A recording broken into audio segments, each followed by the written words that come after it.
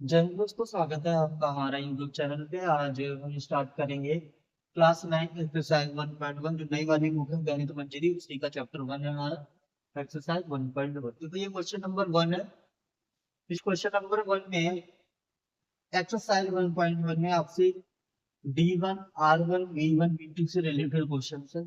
3 question है, हम तीनों क्वेश्चन को डिस्कस करें। तो ये हमारे पास एक मैप में इसको मैंने यहाँ पे बोर्ड पर ड्रॉ किया है। क्वेश्चन नंबर 1 बोल रहा है कि D1 R1 रिप्रेजेंटेड डोर। तो D1 R1 है, ये एक डोर को रिप्रेजेंट कर रहा है, यानी कि यहाँ पे डोर लगा हुआ है। ये किसको रिप्रेजेंट कर रहा है? डोर को रिप्रेजेंट कर रहा है। ठीक है। अब आपसे पूछा गया है कि ये डोर वाई एक्सिस से कितनी दूरी पे है। ये वाई एक्सिस हो जाएगा और ये एक्स एक्सिस हो जाएगा। तो आपसे पूछा गया ये डोर वाई एक्सिस से कितनी दूरी पे है। अच्छा देखो, डोर का स्टार्टिंग पॉइंट डी है, डोर का स्टार्टिंग पॉइंट डी है, तो ये इतनी ही डिस्टेंस पे होगा ना। आपसे बोला ये डोर वाई एक्सिस से कितने डिस्टेंस पे, इसका स्टार्टिंग पॉइंट ये है तो इतना ही दूर होगा।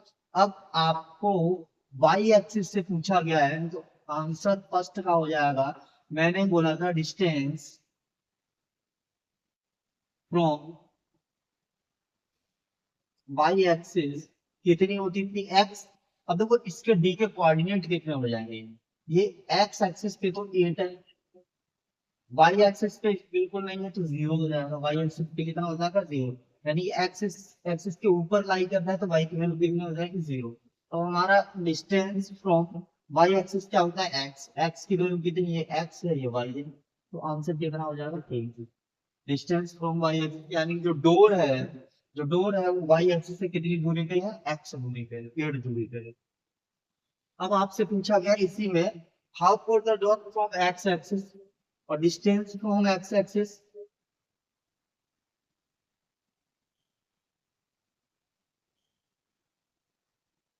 डिस्टेंस फ्रॉम एक्स एक्सिस हमारी क्या होती है? वाई। अब देखो वाई कितना है, एक्स एक्सिस से डिस्टेंस कितनी होनी चाहिए? वाई। वाई कितना है? 0। तो डिस्टेंस फ्रॉम एक्स एक्सिस कितनी हो जाएगी? 0। तो डिस्टेंस फ्रॉम इसकी वाई एक्सिस डोर की हो जाएगी 8 और डिस्टेंस फ्रॉम एक्स एक्सिस कितनी हो जाएगी? 0। ये तो हमारा हो गया फर्स्ट पार्ट। क्या हो जाएगा? First part. सेकंड पार्ट आपसे बोला गया है कोऑर्डिनेट ऑफ D1। तो D1 के कोऑर्डिनेट मैं लिख चुका हूँ ऑलरेडी, 8,0। तो D1 के कोऑर्डिनेट कितने हो जाएंगे? 8,0। क्लियर है? समझ आया? कोई दिक्कत? समझ आया ना? यहाँ से यहाँ तक की डिस्टेंस आपसे पूछ रही थी तो एक्स और वाई के मैं कोऑर्डिनेट लिखे। डिस्टेंस फ्रॉम वाई एक्सिस यानी वाई एक्सिस क्या होता है? ये एक्स, एक्स की वैल्यू है 8। डिस्टेंस फ्रॉम एक्स एक्सिस क्या होता है? वाई, वाई की वैल्यू 0। क्वेश्चन सेकंड पार्ट आपसे बोला है कोऑर्डिनेट ऑफ D1। D1 के कोऑर्डिनेट हो जाएंगे 8,0। क्लियर है? नोट कर लीजिए। इसके बाद आपसे बोला गया है थर्ड पार्ट।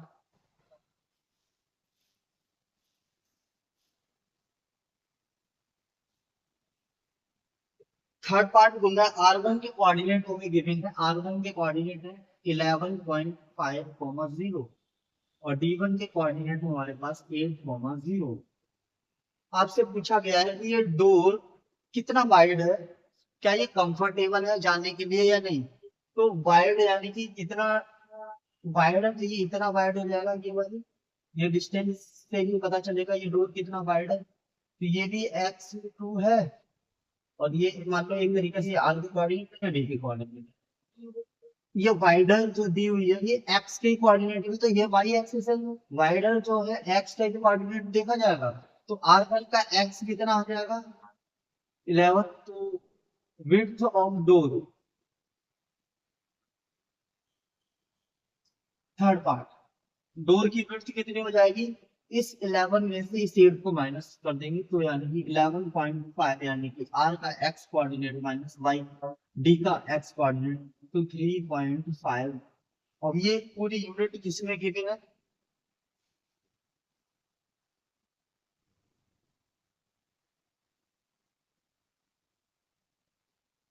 अगर ये फीट है, ठीक है, अगर मैं इतना फीट मानूं 3.5 फीट, तो ये तो सफिशियंट होता है ना?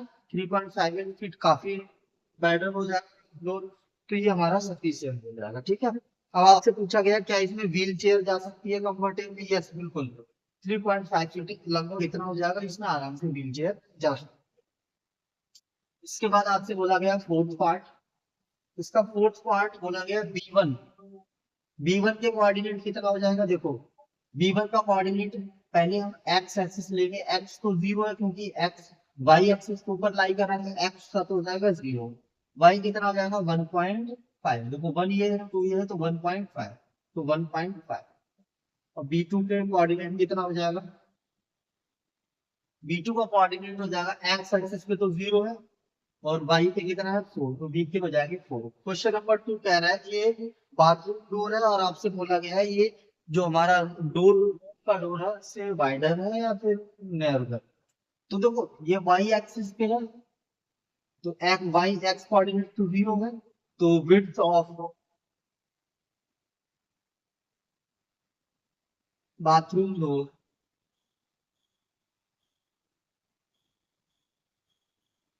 y कोऑर्डिनेट को सब्ट्रैक्ट करेंगे 4 माइनस 1.5, तो ये हमारे पास हो जाएगा 2.5 फीट।